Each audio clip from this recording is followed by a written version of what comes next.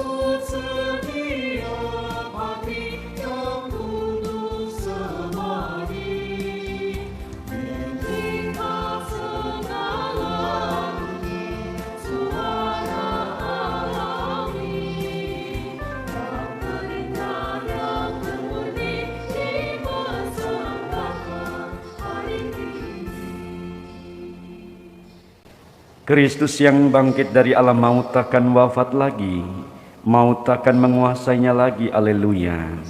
Dalam nama Bapa dan Putra dan Roh Kudus, amin. Rahmat dan damai sejahtera dari Allah Bapa dan dari Tuhan kita Yesus Kristus bersamamu.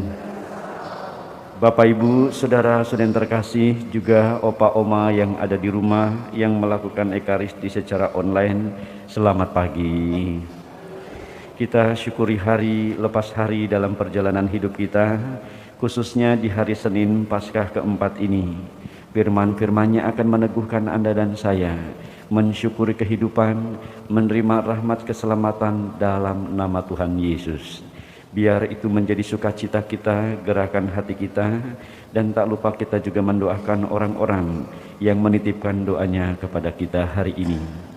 Untuk arwah Ignatius Pontan, Yohanes Evan Pontan, Veronica Andriani, Marcelinus Mulyadi Harja, Nicholas Kaju, Serilius William Hengki, Daniel Surya, Aason, dan juga Antonius Daud.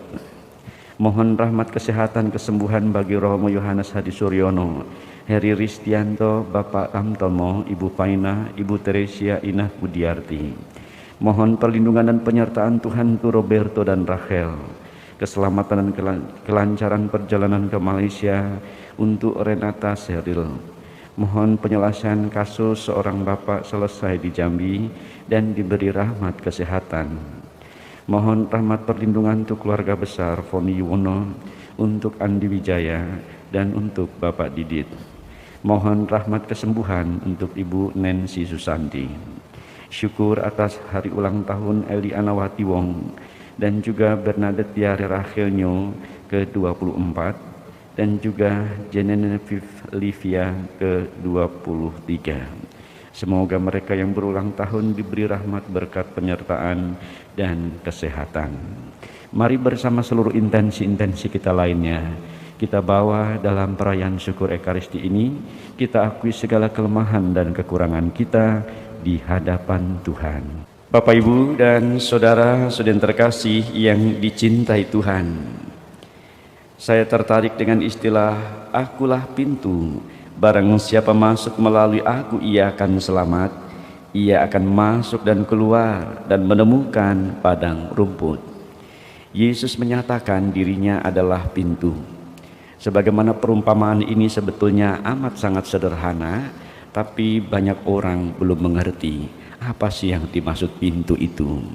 Pintu, sebagaimana kita punya rumah, punya kantor, punya perusahaan, selalu ruangan-ruangan itu harus diberi pintu. Kalau tidak, maka itu bukan ruangan yang sehat dan sesungguhnya. Pasti ada pintu karena itu tempat masuk keluar, sehingga ketika kita melihat ada pintu, di situ menjadi semacam akses masuk kita untuk keluar sana sininya. Dan dalam catatan ini, kalau Yesus menyebut aku adalah pintu, maka Yesus adalah pintu surga. Ia menjamin keamanan bagi semua yang percaya. Ia adalah pintu yang kokoh dan kuat, yang tidak mudah dihancurkan. Maka Yesus berani menyatakan, aku adalah pintu surga. Kalau aku adalah pintu surga, berjalanlah lewat pintu itu. Kenapa tidak disebut Allah adalah pintu surga? Karena Allah bukan menjadi pintu, Allah menjadi tujuan. Sementara Yesus adalah pintu karena ia adalah sang firman itu yang mengundang Anda dan saya dan mengantar kita semua sampai melalui akses itu menuju kerajaan Allah. Maka sebetulnya mari kita syukuri rahmat Allah bahwa Yesus boleh menyediakan diri sebagai pintu surga.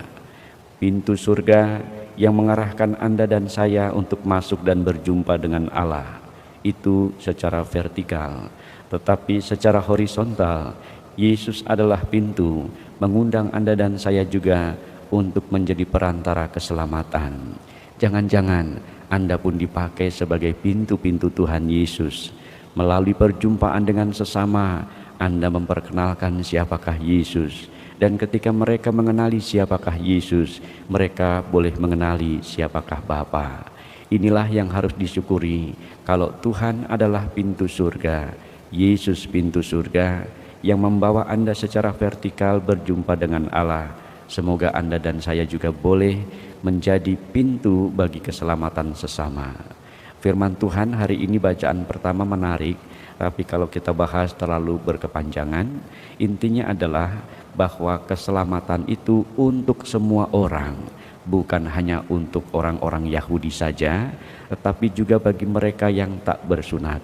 Dalam konflik seperti ini dikisahkan bagaimana Petrus berargumentasi tentang paham keselamatan yang untuk semua orang, enggak peduli dia bersunat maupun tidak bersunat, enggak peduli dia itu anak haram atau tidak, demikiannya. Tadi dijelaskan di sini bagus juga ini dalam kisah ini menjadi catatan kita makanan-makanan yang haram atau tidak haram, dan dikatakan di sana enggak ada yang haram di hadapan Tuhan. Dan bukan menurut ukuran yang manusiawi saja. Dan Petrus menerima penampakan-penampakan itu oleh Allah sendiri, menjadi sebuah kesaksian yang meyakinkan orang-orang Yahudi supaya mereka terbuka untuk orang-orang lain, terutama untuk keselamatan dalam nama Tuhan Yesus. Mari saudara terkasih, kalau Yesus adalah pintu, kita boleh menyediakan hidup Anda dan saya di dalam pintu hati kita, supaya Yesus juga bisa masuk. Dan lewat pembaptisan itu sebetulnya Anda telah punya pintu. Tapi sayangnya ada pintu yang selalu ditutup, yang dikunci rapat-rapat dan tidak membiarkan siapapun masuk, termasuk Tuhan. Kalau Anda lihat beli di toko buku rohani atau toko-toko rohani atau gambar yang Yesus mengetuk, ya, kalau Anda tahu di situ, ya, di situ engselnya tidak ada. Yesus mengetuk tapi engselnya tidak ada, jadi Yesus nggak bisa membuka. Lalu kalau kita lihat kenapa tidak ada engsel, ternyata engselnya itu ada di dalam. Jadi kalau Yesus mengetuk, apakah Anda buka apa tidak, itu semua tergantung Anda. Kalau tidak dibuka, Yesus juga nggak mau disebut pencuri, ya. Barang siapa tidak lewat pintu, lewat tembok memanjat, perumpamaannya sederhana sebetulnya, disebut pencuri. Nah, dalam catatan ini pun Yesus menghargai keputusan hati Anda, disposisi Anda. Mau menerima keselamatan apa enggak? Nah, silahkan. Kalau menerima, bukalah engsel pintu kalian, dan biarkan Yesus masuk ke rumah kalian, dan di sanalah keselamatan boleh kita alami. Tapi kalau ada kunci-kunci dan tidak menyediakan pintu hati, maka keselamatan itu juga belum datang pada Anda. Mari kita menyediakan pintu hati untuk Tuhan, dan biarkan Tuhan Yesus menjadi pintu surga bagi Anda dan saya, bagi siapapun yang kita kenali dalam peristiwa keseharian. Tuhan memberkati. Amin. Marilah mewartakan misteri iman kita. Setiap kali kami memakan roti ini dan minum dari piala ini, wafat-Mu Tuhan kami wartakan hingga Engkau datang. Yesus berdiri di tengah-tengah para murid dan berkata, "Salam damai bagimu sekalian." Haleluya. Mari bersama Tuhan yang telah tinggal dalam hati dan jiwa kita, kita muliakan Dia dan kita andalkan Dia dalam kehidupan kita hari-hari ini bersama dengan devosi kerahimannya. Yesus kau andalanku, Yesus kau andalanku, Yesus kau andalanku, Engkau andalanku sepanjang hidupku. Yesus kau andalanku, Yesus kau andalanku, Yesus kau andalanku, Engkau andalanku sepanjang hidupku. Yesus kau andalanku, Yesus kau andalanku,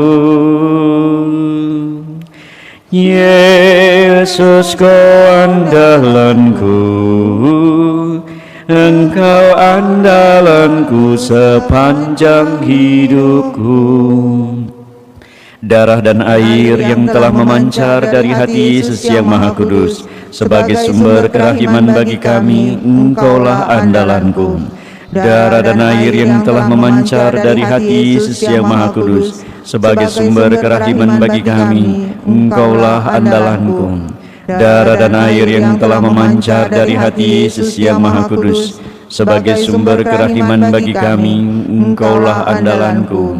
Darah dan air yang telah memancar dari hati Yesus yang Maha Kudus, sebagai sumber kerahiman bagi kami, Engkaulah andalanku.